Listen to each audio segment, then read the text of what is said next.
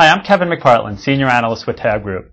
The House is nearly ready to vote on their financial reform bill, and a big part of that is OTC derivative reform.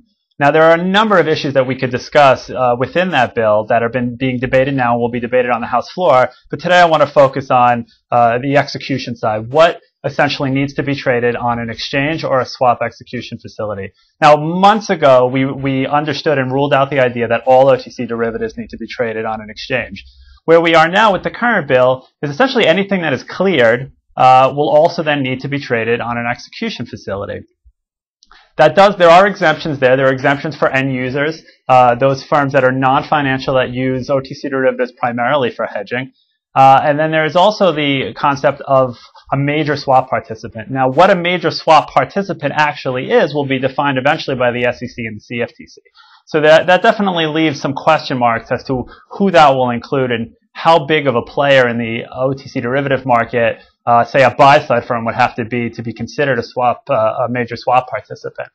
So moving forward, there's been a lot of debate as to what a swap execution facility actually should be defined as. Now, the current bill includes electronic platforms that are not exchanges, and it also includes voice brokerages. Now, many people think that that's a problem. Why would we include voice brokerages as swap execution facilities? That's exactly how things happen now. Well, that's true. That is a lot of how things happen now, and even in most cases with electronic platforms, the trades are negotiated over the phone and then entered into the platform.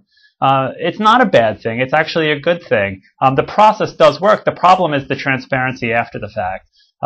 So under new rules, if these voice brokerage firms, a lot of them interdealer brokers, register as swap execution facilities, they'll ultimately be required to report trade details and prices. So we'll know what happens after the fact. It doesn't necessarily matter how those trades are executed. We can't expect all OTC derivatives to trade on the screen. There's just not enough volume. There's not enough liquidity. Voice is really the only way. These products are more complex and they require conversations with your broker. But if we know what trades were done after the fact, it in some ways is like a trace in the bond world or even reporting to the tape in equities.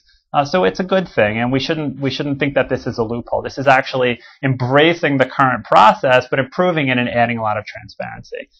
Now, granted, the bill itself is not perfect. There will be a lot of debate in the next couple of months. The Senate will continue to debate its own version of the bill, and it will be many months until the Senate and the House can come up with a joint version. However, it is these issues, the ones focused around execution, and as I said, there are also the ideas of clearing and reporting that the details will continue to be worked out. But we'll keep an eye, and we will keep you updated as progress goes on. Thanks for listening. This is Kevin McPartland, Senior Analyst with TABB Group.